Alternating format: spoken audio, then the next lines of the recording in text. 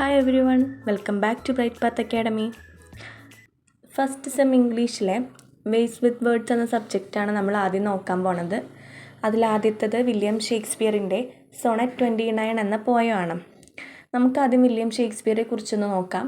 അദ്ദേഹത്തെക്കുറിച്ച് പറയുകയാണെങ്കിൽ അദ്ദേഹം ഒരു ഡ്രാമാറ്റിസ്റ്റാണ്, പോയിറ്റാണ്, ഇംഗ്ലീഷ് പ്ലേ റൈറ്ററാണ്, കൂടാതെ ആക്ടറും കൂടിയായിരുന്നു. ഇംഗ്ലീഷ് ലാംഗ്വേജിലെ തന്നെ ഗ്രേറ്റസ്റ്റ് റൈറ്റർ എന്നാണ് അദ്ദേഹം അറിയപ്പെട്ടിരുന്നത്. ടോട്ടലായിട്ട് 37 നാടകങ്ങളും 154 സോണറ്റുകളും എഴുതിയിട്ടുണ്ട്. He is often called England's national poet and the bard of Avon. ഈ ബാർഡ് ഓഫ് അവൻ എന്നുള്ള വേർഡൊന്ന് നിങ്ങൾ ഓർത്ത് വെക്കണം കേട്ടോ. ദെൻ ഇനി അദ്ദേഹം എഴുതിയ സോണറ്റുകളുടെ കാര്യം പറയുകയാണെങ്കിൽ ടോട്ടൽ എഴുതിയിട്ടുള്ളത് 154 സോണറ്റ്സ് ആണ്. അതിൽ 1 മുതൽ 126 വരെയുള്ള സോണറ്റിൻ്റെ തീം ഫ്രണ്ട്ഷിപ്പും 127 മുതൽ 154 വരെയുള്ള സോണറ്റിൻ്റെ theme mistress fall in love with ഫ്രണ്ടുമാണ്. ഇതാണ് ഷേക്സ്പിയറിയൻ സോണറ്റിനുള്ള പ്രത്യേകതകൾ. ഇനി എന്താണ് സോണറ്റ് എന്ന് നമുക്ക് നോക്കാം. A sonnet is a poem with 14 lines usually written in a specific rhyme scheme and often exploring themes such as love, beauty, nature or human emotions. സോണറ്റിൽ 14 ലൈൻസാണ് ഉണ്ടാവുക ടോട്ടൽ. ഇതിൽ ഹ്യൂമൻ ഇമോഷൻസും അതുപോലെ തന്നെ ലവ്, നേച്ചർ, ബ്യൂട്ടി ഇതൊക്കെയാണ് അവതരിപ്പിക്കാറുള്ളത് സാധാരണയായിട്ട്.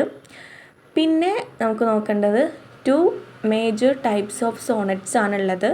First one Petrarchan sonnet, second one Shakespearean sonnet. അതിൽ നമുക്ക് പെട്രാർക്കിയൻ സോണറ്റ് പറയുകയാണെങ്കിൽ ആദ്യത്തെ 8 ലൈൻസ് ഒക്ടേവ് എന്നും ലാസ്റ്റ് 6 ലൈൻസ് സെസ്റ്ററ്റ് എന്നുമാണ് അറിയപ്പെടുന്നത്.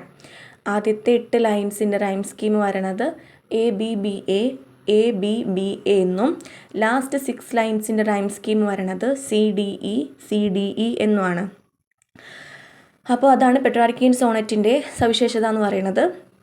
നെക്സ്റ്റ് വൺ നമുക്ക് ഷേക്സ്പിയറിയൻ സോണറ്റ് നോക്കാം. ഷേക്സ്പിയറിയൻ സോണറ്റിൽ it consist of 14 lines. It is divided into 3 quatrains and 1 couplet. 4 വരികൾ വെച്ചിട്ട് 3 ക്വാർട്ടൈൻസും 2 വരികളുള്ള ലാസ്റ്റത്തെ 1 കപ്ലെറ്റുമാണ് ഷേക്സ്പിയറിയൻ സോണറ്റിൻ്റെ പ്രത്യേകത.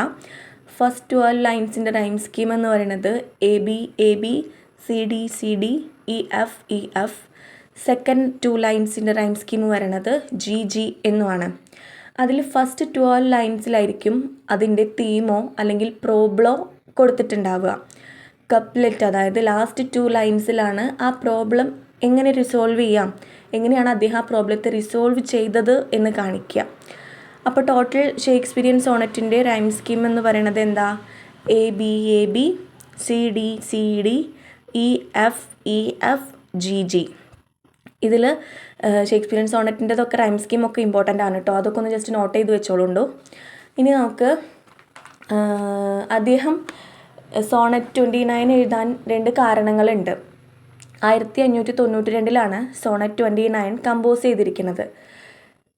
2 കാരണങ്ങളാണ് സോണറ്റ് 29 എഴുതാൻ അദ്ദേഹത്തെ പ്രേരിപ്പിച്ചിട്ടുള്ളത്.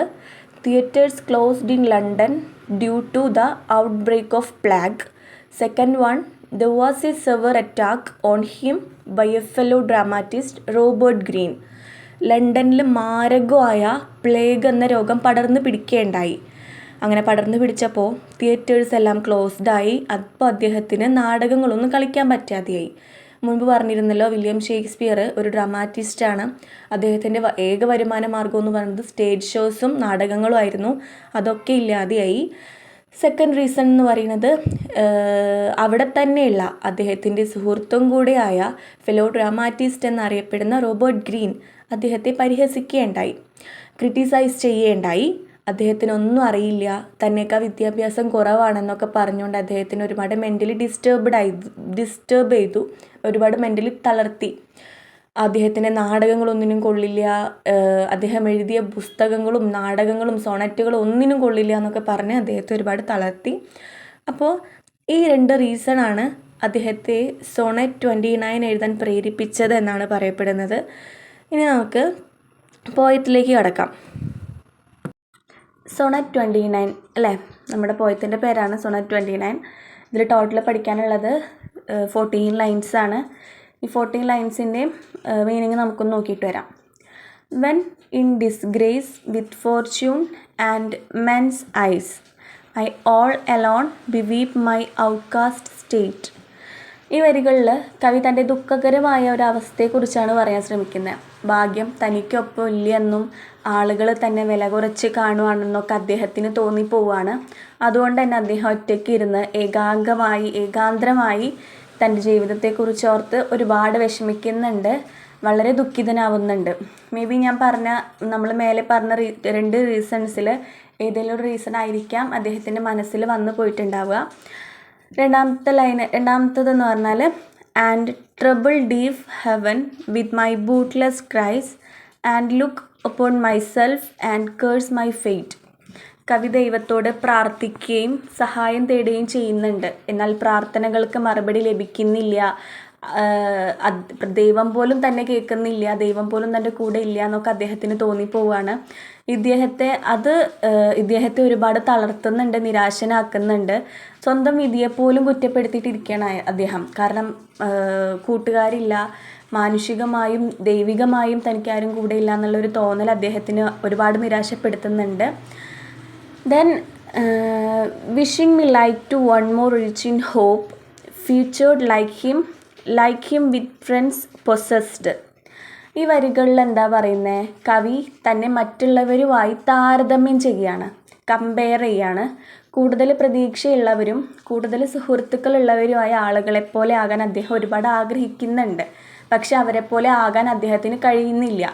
അവരുടെ ജീവിതം തൻ്റേതിനേക്കാൾ എത്രയോ മികച്ചതാണെന്ന് അദ്ദേഹത്തിന് തോന്നിപ്പോവുകയാണ്. അതുകൊണ്ട് അദ്ദേഹം കൂടുതൽ അസംതൃപ്തനാവുകയാണ്.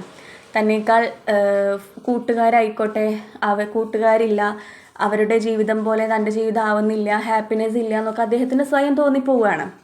അതുകൊണ്ട് അദ്ദേഹം ഒരുപാട് അസംതൃപ്തനാവുകയാണ്. Then desiring this man's art and that man's scope with what I most enjoy contented least. മറ്റുള്ളവരുടെ കഴിവുകളും അവസരങ്ങളും സ്വന്താക്കാൻ കവി ആഗ്രഹിക്കുന്നുണ്ട്. അവർക്ക് ലഭിച്ച നേട്ടങ്ങൾ അദ്ദേഹത്തെ ആകർഷിക്കുന്നു. സ്വന്തം ജീവിതത്തിലുള്ള നല്ല കാര്യങ്ങൾ പോലും അദ്ദേഹത്തിന് മതിയാകുന്നില്ല. അതിനാൽ അദ്ദേഹം കൂടുതൽ നിരാശനാവുകയാണ് ചെയ്യുന്നത്. സ്വന്തം വലിപ്പം മനസ്സിലാക്കാതെ മറ്റുള്ളവരുടെ വലിപ്പമാണ് അല്ലെങ്കിൽ മറ്റുള്ളവരുടെ കഴിവുകളാണ് വലുതെന്ന് വിചാരിച്ച് അദ്ദേഹം മുന്നോട്ട് പോവുകയാണ്.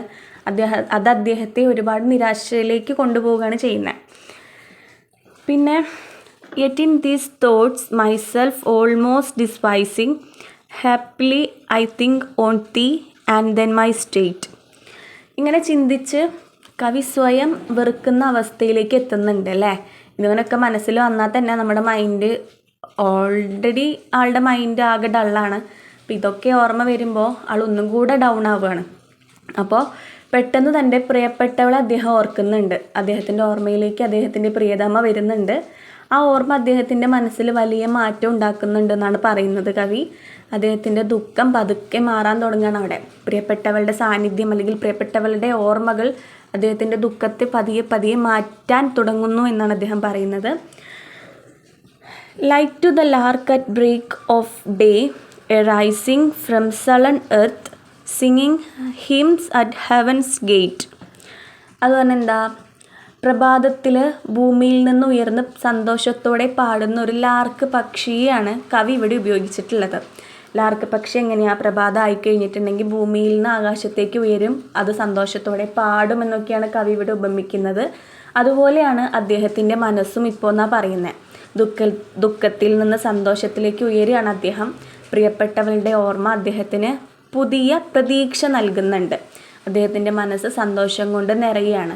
ഇത്രയും ദുഃഖങ്ങൾ അദ്ദേഹത്തിൻ്റെ മനസ്സിലുണ്ടെങ്കിലും പ്രിയപ്പെട്ടവളെ ഓർത്തപ്പോൾ അദ്ദേഹത്തിൻ്റെ ദുഃഖമെല്ലാം പതിയെ മാറിയിട്ടുണ്ട്. Last one. For thy sweet love remembered such wealth brings that then I scorn to change my state with kings. പ്രിയപ്പെട്ടവളുടെ സ്നേഹം, ഞാൻ പറഞ്ഞല്ലോ, പ്രിയപ്പെട്ടവളുടെ സ്നേഹം മനസ്സിലാക്കിയപ്പോൾ അവരുടെ ഓർമ്മ മനസ്സിലേക്ക് വന്നപ്പോൾ തൻ്റെ മനസ്സ് സന്തോഷം കൊണ്ട് നിറയുന്നുണ്ട് കവിയുടെ മനസ്സിലെ. അപ്പോൾ പ്രിയപ്പെട്ടവളുടെ സ്നേഹം ഓർക്കുമ്പോൾ കവി വളരെ സമ്പന്നനായിട്ട് അനുഭവപ്പെടുന്നുണ്ട്. ആ സ്നേഹം അദ്ദേഹത്തിന് ലോകത്തിലെ തന്നെ ഏറ്റവും വലിയ സമ്പത്താണ്. അതുകൊണ്ട് രാജാക്കന്മാരുടെ സമ്പത്തും പദവിയും പോലും അദ്ദേഹത്തിന് വേണ്ടാന്ന് തോന്നുകയാണ്. തൻ്റെ പ്രിയതമയുടെ സ്നേഹത്തിന് മുന്നിലും അവളുടെ സാന്നിധ്യത്തിന് മുന്നിലും രാജാക്കന്മാരുടെ സമ്പത്തോ അല്ലെങ്കിൽ രാജപദവിയോ ഒന്നുമല്ല, തനിക്ക് പ്രിയപ്പെട്ടവളാണ് വലുത്, അവരുടെ സ്നേഹമാണ് വലുത്, അവരുടെ കരുതലാണ് വലുതെന്നൊക്കെ അദ്ദേഹത്തിന് തോന്നിപ്പോവാണ്. അപ്പോൾ ഇതാണ് സോണറ്റ് 29ൻ്റെ മീനിങ് എന്ന് പറയുന്നത്.